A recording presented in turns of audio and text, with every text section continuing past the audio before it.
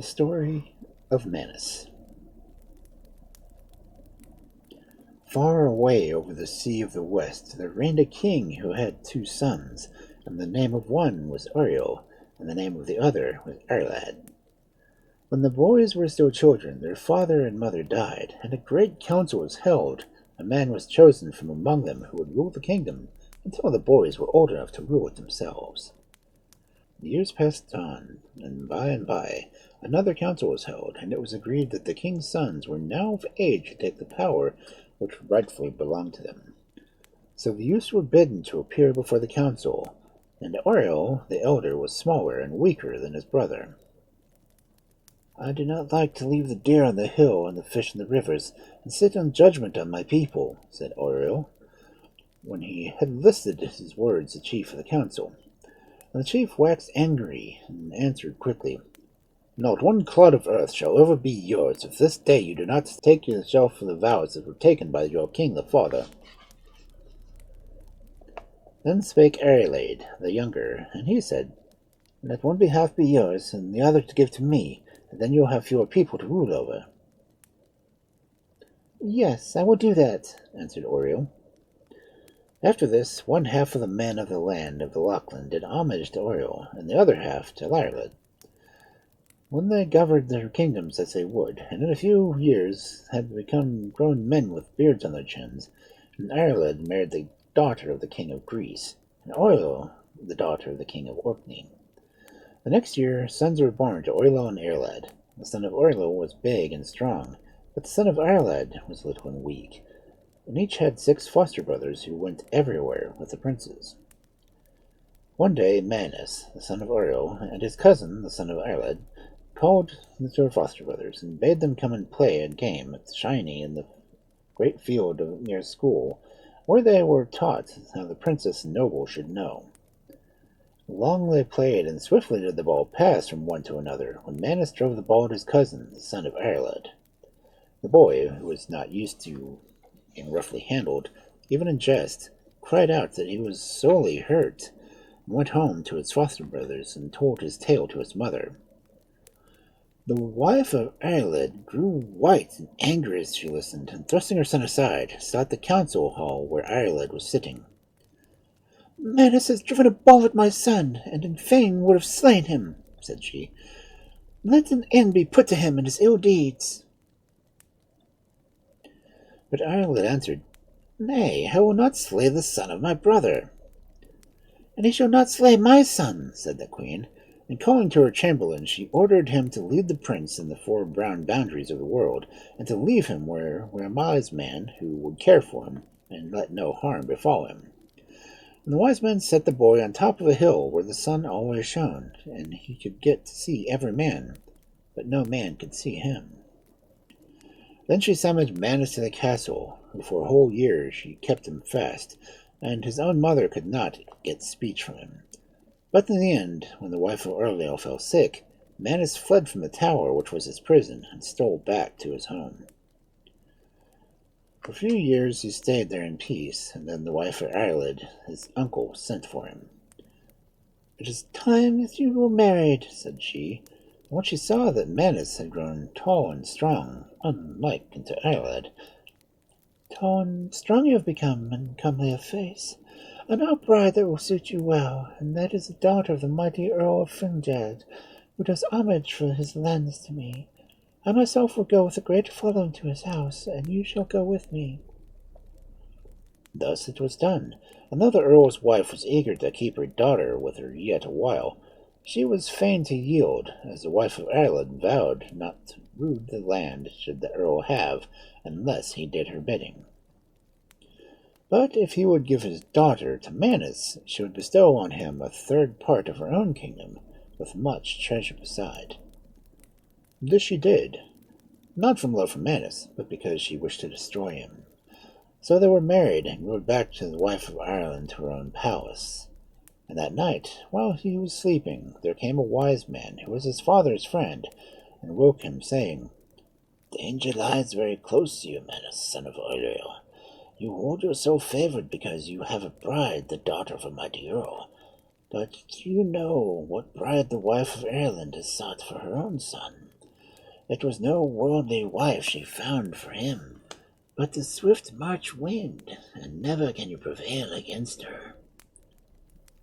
Is it thus? Answered Manu, and at the first streak of dawn he went to the chamber where the queen lay in the midst of her maidens. I have come, he said, for the third part of my kingdom and for the treasure which you promised me. But the wife of Iarlaid laughed as she heard him. Not a clod shall you see, she spake. You must go to the old Bergen for that. Mayhap under the stones or rough mountains you may find a treasure. Then give me your son's 6 foster brothers as well as my own, answered he. And the queen gave them to him, and they set out for old Bergen. A year passed by, and found them still in that wild land, hunting the reindeer and digging pits in the mountain sheep they fell into. For a time Manus and his companions lived merrily, but at length Manus grew weary of the strange country, and they took a ship for the land of Lachlan. The wind was fierce and cold, and the voyage was long, but one spring day they sailed into the harbor that lay beneath the castle of Iarlaid. The queen looked from her window and beheld him mounting the hill, with 12 foster brothers behind him. Then she said to her husband, Manus has returned with his 12 foster brothers. Would that I could put an end to him and his murdering and slaying. They were a great pity, answered Ireland, and it is not that I will do it. If you will not do it, I will, she said, and she called for the 12 foster brothers and made them vow fealty to her. So Manus was left with no man, and sorrowful as he was, he returned home alone to old Bergen. It was late when his foot touched the shore, and took a path towards the forest. On his way there he met a man in a red tunic. Is it you, Manus? Come back again, asked he. It is I, answered Manus. Alone I have returned from the land of Lachlan. The man eyed him silently for a moment, and then he said, I dreamed that you were gifted us with a sword and became king of Lachlan. But, Manus answered, I have no sword, and my bow is broken. I will give you a new sword if you will make me a promise, said the man once more. Be sure that I will make it, if ever I am king, answered Manus. But speak, and tell me what promise I am to make. I was your grandfather's armorer, replied the man, and I wish to be your armorer also. That I will promise readily, said Manus, and followed the man into his house, which was at a little distance. But the house was not like other houses, for the walls of every room were hung so thick with arms that you could not see the boards. Choose what you will, said the man. Manus unhooked his sword and cried it across his knee, and it broke. And so did the next, and the next. Leave off breaking the swords, cried the man, and look at this old sword and helmet and tunic that I wore in the wars of your grandfather. Perhaps you may find them of stouter steel. And Manus bent the sword thrice across his knee, but it would not break it. So he girded it to his side and put on the old helmet, and fastened the strap. His eye fell on the cloth flapping outside the window. What cloth is that? He asked. It is the cloth that was woven by the little people of the forest, said the man. And when you are hungry, it will give you food and drink, and if you meet a foe, he will not hurt you, but will stoop and kiss the back of your hand in a token of submission. Take it, and use it well. Manus gladly wrapped the shawl around his arm, and was leaving the house when he heard a rattling of chain blown by the wind. What chain is that? Asked he.